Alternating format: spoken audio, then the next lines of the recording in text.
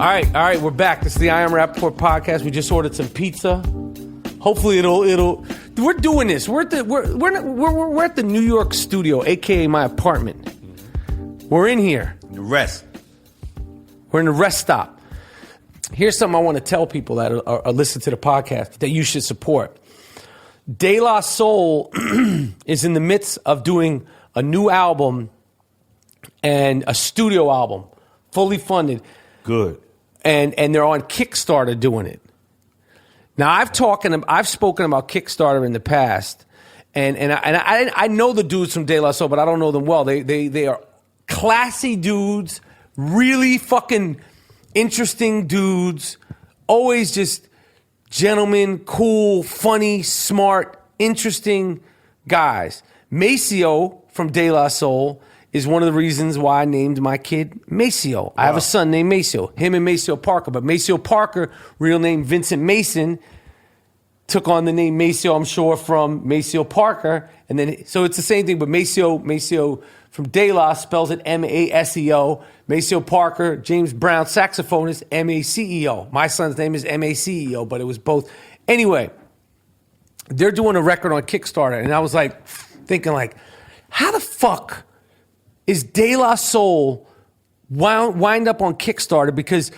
Because it's like the music business, hip hop, they've never sold tremendous amounts of records. They're revered, so revered, so around unique, revered around the. They never broke up. One of the few hip hop groups to never break up. What other rap groups are there that didn't break up? Can you? Let's go over them. Sugar Hill Gang broke up. Grandmaster Flash and the Furious Five broke up. Run DMC broke up. EPMD. Beastie Boys never broke up. Well, yeah, Beastie Boys, yeah. Just a whole lot of Gangstar, they broke up. Yeah, was it? exactly, yeah. Tribe Called Quest, of course, broke up. Naughty by Nature, they never broke up. Nah, they never broke up. That's another one. Beat Nuts never broke up. Nope. Jungle Brothers broke up. Came back together. I don't know if they broke up. Hip hop, man. A lot of fucking groups, hip hop groups. De La Soul never broke up. Never stopped making music. Yeah, they still rock. Still rock. Always on tour. They're hip hop's Grateful Dead. Yeah. Like, De La Soul is Crosby, Stills, and Nash. De La Soul's like Led Zeppelin. Like, De La Soul is before Tribe. Tribe is influenced by De La Soul, and then they influence each other. But De La Soul was before Tribe Called Quest and after the Jungle Brothers. Like, yo, De La Soul is such an important, impactful, monumental group that, and also the thing about the group is that Dave and Paz, the Plugs, respectively, the Plugs, them motherfuckers are stupid MCs. Stupid MCs. Both of them individually, but you never get the credit. Like, you're just like, yo, them two dudes from De La Soul or Paz and Dave, but you never like, those motherfuckers get down. When you listen to their lyrics, they get the fuck down. And they've done a lot of hard hip hop shit in the last 10 or 15 years that motherfuckers don't know. Yo, trust me. Okay. Fucking De La Dugout. There's a song off Mission Impossible. There's a song off Mission Impossible called Live at the Dugout 87. And they are rhyming hard. Yeah. Yo, see, people get it fucked up. You're like, yo, you're still on that Daisy Age shit. That Daisy Age shit was long ago. Them motherfuckers brought a lot of shit, man. Balloon Mind State. Yeah, it's classic. Yeah, Daylight is Dead. Shit. Yeah. Yo, even a lot of the first album is like, you know, and musically, like the sampling wise, like, yo, the production on De La Soul is very underrated. Yeah. They were bringing a lot of shit. So for me, it's a lot of craft. Like, I'm not saying that De La Soul, let's put it this way. Do you think the Red Hot Chili Peppers would ever have to be on Kickstarter? Now, I know they've sold way more albums, but in rock and roll, modern rock, the Red Hot Chili Peppers, De La Soul is just as important to hip hop as Red Hot Chili Peppers are to modern rock. Listen to that shit. Listen to the fucking Getaway, De La song last year. They're going to come with some shit. I would do a documentary on that. De La Soul, I would do De La doing that. Fuck yeah, man. Yo, okay, I like their story too. De La Soul has a story. I know they have a story. And it doesn't need to be like I mean, of course they have a story. They've been doing this shit for 25 years. Rocking. Never broke up. They've never broke up. Stakes is high. Nice. De La Soul. Yo, we can make a motherfucking doc. Making beats. Making fucking beats. Crazy that beats. That art form has been lost. It's gone. Space beats, no snare drums popping, no 808, no boom bap. New York music sounds southern. What the fuck happened? What's the signature sound of New York? The boom bap. LA got the G-Funk, right? Signature. South got the dirty shit, right? New Orleans. New York got the boom bap. Signature. And it's gone. That's the genesis of the shit. Oh, my God. Turn on the radio, sound like we're in fucking... Orlando. Leeds, Alabama. Bring back the boom bap. Please. Please. Premiere. For us. The DJs that are... The DJs, Q-Tip, Large Professor... Even the young guys, just RZA, do it. Young just guys, new dudes, do it, please. Just try to do it. Please do it. Please, we're begging you, we're pleading you. Pop them drums. Fucking, the snare drum needs to snap. Do that boom bap shit. Crackle on the records. Do something. Keep it dirty. Get off your fucking phones and your computers making the beats. Pick up the record and make the beat with the record. Do the work. Textures. You're all art. on Kanye's dick. All these young producers, Kanye. Yo, Kanye is on that fucking new wave shit and he's on his fashion shit. But before all that, Kanye was a record collecting motherfucker. Yes. You little dumb young motherfuckers, you think you want to be the next Kanye West? Kanye West comes from that boom bap shit. Do not be fucking fooled by all the Kardashian shit and the fashion shit that we've given him a hard time on this fucking show. Yo, don't be fooled. Don't be fooled. That's why he bows down to Q-Tip. He bows down to De La. Pharrell, they bow down to this music. That's like if you ask Pharrell the first thing out of his mouth, he's gonna talk to you. Yo, when I did the Tribe Called Quest movie, when I was talking to him, when he talked about the native tongues conglomerate, yo, literally, he almost cried. Like, I have footage of him. Like, he says it in the movie. He says, that shit makes me want to cry. He almost cried. Like, Talib Kweli, The Roots, Black Thought, all them, like, they bowed down to that old music. Right. When I've been asked a couple of times, why do you care so much? It's just because I'm a fan. And I want to see what happened to rock and roll music, great classic American rock and roll music, happen in the 80s when it became hair bands, and jazz when it became just some other shit. It doesn't have to happen because we have enough valuable, formidable leaders and creative people in hip-hop. Kanye, Jay-Z, Eminem, all those dudes are still relevant. Snoop Dogg. And I think, like, at the end of the day, it's up to them to keep that music alive and keep that shit cool for as long as they can. We need that G-Funk for as long as they can. Yo, you got to come back to that boom bap. That to me is your responsibility and shit. Jay-Z, you got to come back to that boom bap. Eminem, you got to make a straight boom bap album. Yeah, just give us one album. Just one. One straight boom bap album. Yeah. Eminem, please. Eminem on a straight boom bap album? Man. Yo. Because Eminem's on some shit. Yeah, that's or what about Kanye producing an Eminem boom bap album? Man. Kanye's dope. Or Kanye and Q-Tip producing a fucking straight boom bap album. They do one beat, he does one beat. They do beats together. They bring in fucking Swiss Beats to do some shit. They bring in fucking Q-Tip beat with Premier and fucking RZA on a beat. Like, yo, just do it as a fucking, do it as Showbiz. Bring all those dudes and shit. Diamond D. I'm going to fucking do it. Yeah. You know, I played around with this idea as a documentary where I make the album. I hire the artist. I get a budget. I hire the artist and I make it the way I want it to be. I don't create it all at all of it, but I say, yo, let's say, for instance, I say, you know, Lord Finesse, I want a beat where you sample fucking Marvin Gaye. Right. Okay, and he's like, okay, and I say, and then after that, you could do what you want. So I pick the sample. Basically, that's good. That would be some shit. Yo, get that done. That's what the fuck I'm gonna do. And I like Rick Rubin will do one song like, yo, Rick, I just want some shit like you just all I want you to do is like do some cowbell shit like he did in that 99 Problems shit. Other than that, you could do what the fuck you do. But I get to have say in it. That's it.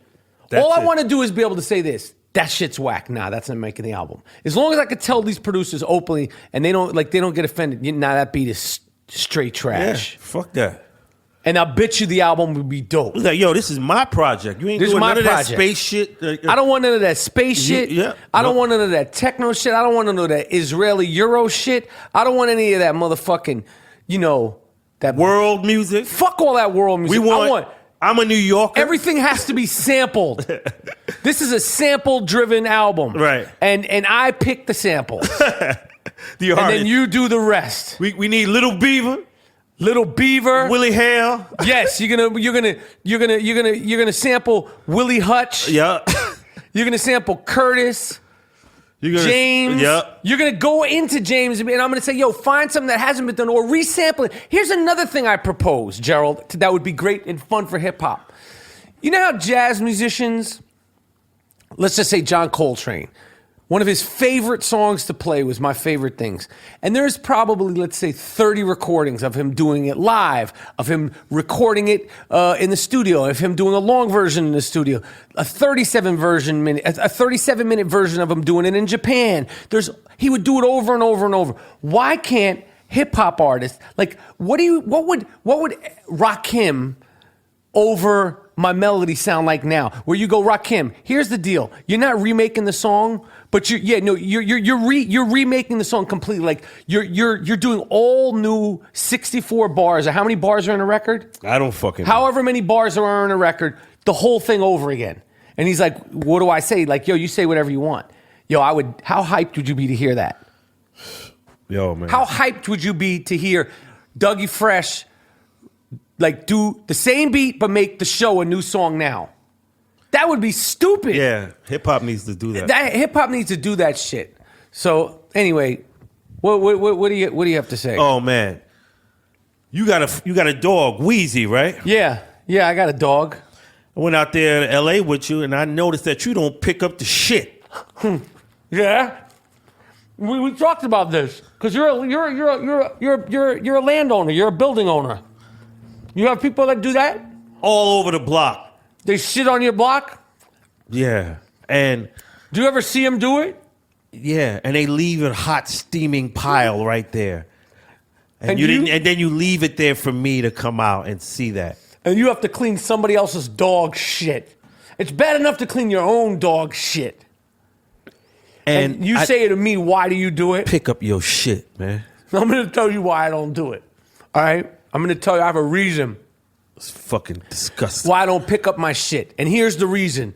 And I don't fuck with shitbags in L.A., okay? The reason why I don't fuck with shitbags in L.A. is because in New York, now those guys that do it in New York City where there's a garbage can on every corner by you, they're filthy animals, okay? There's filthy animals because you could literally pick the shit up and then bring it up the corner. In L.A., if you've never been to Los Angeles, the blocks are long. And they go on and on and on and on. And you can go 4, 6, 8, 10 blocks without having a garbage can. Now, and you're carrying a shit bag, a hot, steaming shit. And let's say I have my dog and I have my shit bag in one hand and I have to and my dog in the other hand. So basically, I have no hands because I have a steamer in a bag that in the hot sun is wafting in my face. And there's no garbage cans. That's why I stopped using shit bags in LA. Because I'm not walking 6, 7, 8 blocks carrying a shit bag. So my dog Wheezy, it's gonna shit on your lawn, and you know what? That's just how the fuck it's gonna be. And do I feel guilty sometimes? Yes. Do I get chastised sometimes? Yes. Do I pick it up sometimes? Yes. But for the most part, I'm not picking it up because I'm not carrying it for 8, 9, 10 blocks. That's my point of view. What do you have to say about that? Does any of that change your point of view on this? I feel it's your fucking responsibility to pick up your shit. No matter if that's your dog, that's your responsibility. No matter if you fucking walking 10 blocks, he shit it. Nah, fuck Pick that. it up. No. You leave it there for my aunt to pick it up? Yeah. Yeah. We come outside, we're having a barbecue, we turn our heads and we see that. And then you walking away. So that's what you leave us and my grandmother? Listen, no, it's not your grandmother. Your grandmother, first it's your aunt, now it's you're trying to pull at the heartstrings. Yeah. Yo, you don't have to, you have to understand, man. Yo, I used to pick up the shit in Los Angeles in the shit bags, but I don't fuck with shit bags anymore because I am not carrying a shit bag filled up and not being able to throw it down. It's not okay. And then somebody could say, well, why don't you go in people's driveway? So then you're walking up in people's driveway to throw shit in their lawn. You're not supposed to do that either. That's against the law either. So, and it's grass. So, yo, it's not cement. It goes into the soil. That's it. And you know what? Throw it in the sewer, motherfucker. If I pick up the shit, sometimes I do. Sometimes I pick it up and I just throw it in the street, and the street cleaning will get it. And they're like, well, that's disgusting. Well, it's better than not picking it up. I'm not carrying the shit bag more than one block. It's just not fair because in New York, you don't have to carry the shit bag more than one block. And that's why the people in the Bronx that are doing it too, they're really fucked up because there's garbage cans on every corner. But I got something for their ass. What are you going to do to them? I mix cayenne pepper and vegetable oil and spread it all over that little patch of grass, and I haven't seen shit in 3 weeks. The dogs, they fucking frightened to death. Get the fuck out of here. They smell it? Yeah, that cayenne pepper. They avoid that shit. So you sprinkle it all over the grass? Yeah. Where the tree is, they don't come near that shit. I didn't know that trick. Does that work? It works. I haven't seen it in 3 weeks. They used to fucking light me up. Yo. You used to fuck me. No, I didn't. I never did you. I never fucked you, man. I never did that, bro. I didn't. My Weezy never shat on your lawn. But I've had a lot of problems about this. I've discussed shit bags with people, and that's just how I stand on it. And it's not that, oh, you're from New York, you're a New Yorker. It's just I'm not carrying the shit bag multiple blocks, and I shouldn't be asked to carry a shit bag multiple blocks. You want the shit picked up? Put the fucking garbage can What if out motherfuckers there. step to you and be like, yo, they step to me, then I'll have to deal with it. And what you gonna say? Yo, I ain't picking it up? What if motherfuckers say, yo, man, pick that shit up, No, man? when is you walking away for? Well, what you gonna do? Pick it up. I gotta pick it up, yeah, because it's gonna be a beef. And I know in my heart it's wrong. But why even do that? Just pick it up. Nah. I don't have it shit in people's houses and shit. It's on the lawn. Usually by a tree and grass. Fuck it, man. I hope, I'm going to bring Weezy to New York and bring him to your block, and I know he'll shit on your block. Not with that cayenne. This is the I Am Rapaport podcast. We're doing it. This segment, this episode should be over, right? Let's keep going, bro. All right, so what did you want to talk about? We got a lot of shit here, man. We had a fucking the selfies. Oh, yeah.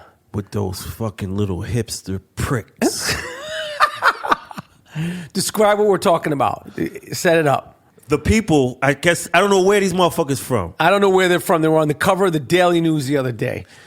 The explosion in Lower Manhattan, in the Village. On 7th Street. Two people at this point have been were killed. Terrible destruction. Totally frightening, probably scary as shit. Were killed, and go ahead. Buildings collapsed, and we see these fucking hipster pricks. A group of them. They took a picture with the selfie stick, smiling, with the backdrop being the carnage. Right. So the Post called them out like they were supposed to. And the Daily News did. They put them Village on idiots. Fucking blast. Yo, get the fuck out of our city with that bullshit. Get the fuck out, man. Get the fuck out.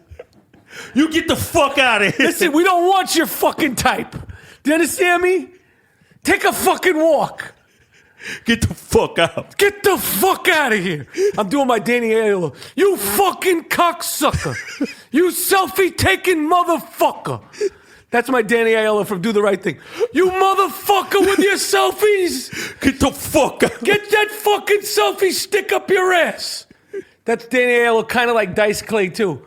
Remember how good Danny Aiello was in Do the Right Thing? Oh, man. That guy was fantastic. He was so good. You burn me to the ground, you motherfucker. Mookie, fuck Mookie. Here's your fucking money. Yeah. $500 fucking dollars. You're the king of the fucking world. Danny Aiello is a good actor. I don't know why he's not. I don't know why he's not doing more shit. I mean, 29th Street. That's a good movie with Anthony LaPaglia. I always thought that was Danny Aiello had some shit, man.